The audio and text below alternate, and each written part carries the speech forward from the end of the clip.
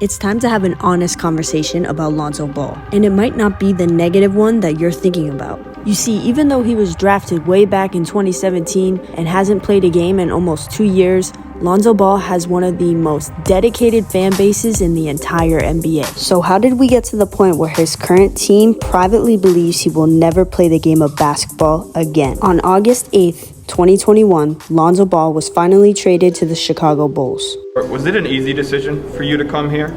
Yeah, it was pretty easy. A lot of credit goes out to Rich Paul and Clutch as well. But the Bulls did a great job. I feel like they was always kind of the front runners for me. And then once the deal was set out, it was a great deal. So took it. This was considered a big victory for Lonzo, his team, and his fans, as it was very anticipated throughout his entire tenure as a New Orleans Pelican.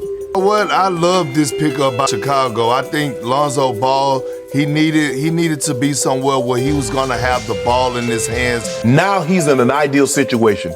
He's with DeMar DeRozan, he's with Zach LaVine. He's the third best player on a team, and he gets to do what he does. Lonzo's good at being a traditional point guard, which New Orleans didn't need, as they were actually trying to make Zion into their dominant point guard, which is why fans were pushing for this move to take place. The NBA was trending towards attractive point guards who were looking to score all the time, which is why I feel like Lonzo kind of lost his place in the league shortly after he left the Lakers.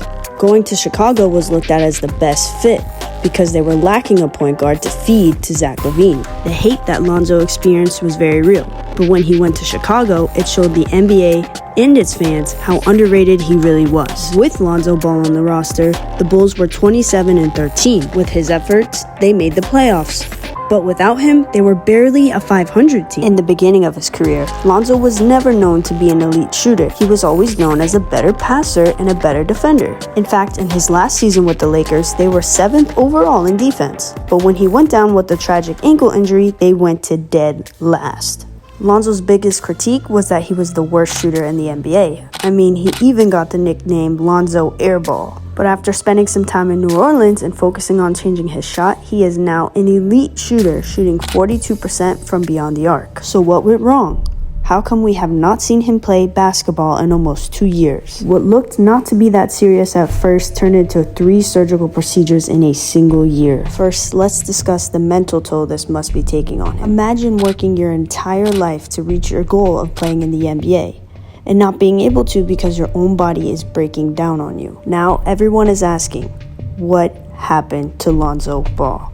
Take a look at this list of injuries that Lonzo's experienced while in the NBA. You'll notice that most of them are ankle and knee injuries. Much like the beginning of his career, Lonzo has awakened the critics. People want to blame a very obvious health problem and injury reoccurrence on the fact that he wore big baller brand shoes in the beginning of the NBA, or I've even seen people claim that LeVar overworked his sons. And look, I'm gonna take a very unbiased approach and in the middle. 95% of professional athletes work their entire life to get to where they are today, pushing their body to the limit from when they were a kid and doing the same thing today in the league. It's clear that the whole Ball family has a genetic problem, or not even a problem, they're just genetically injury prone.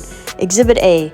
LaMelo Ball is having ankle problems. He also had that wrist problem. Should we blame the MBO1s as a result to his ankle issues? LiAngelo also faced injury problems dealing with his ankle, and he was wearing Jordans in and out of that time. So should we blame the big baller brand shoes or the Jordans? Which one is it? Stop trying to find a single outlier as to why Lonzo's injured and can't play basketball right now. This is not a Zion Williamson situation where he's inflicting these injuries on himself by being constantly overweight and not healthy. This is a very athletic and healthy point guard who is just very unfortunately unlucky. As for us over here at Provocative NBA, we're hopeful that Lonzo will return. In fact, I'm confident he will. The best we could do is root for Lonzo Ball's health and for him to come back and to keep progressing like he was before this major freak injury. Let us know what you guys think about this video in the comment section down below. Do you think Lonzo will come back, or do you think it's really over for him? Do you think this was preventable, or this is just another bad case of bad luck? Let us know, like, comment, and subscribe to Provocative NBA for more content like this.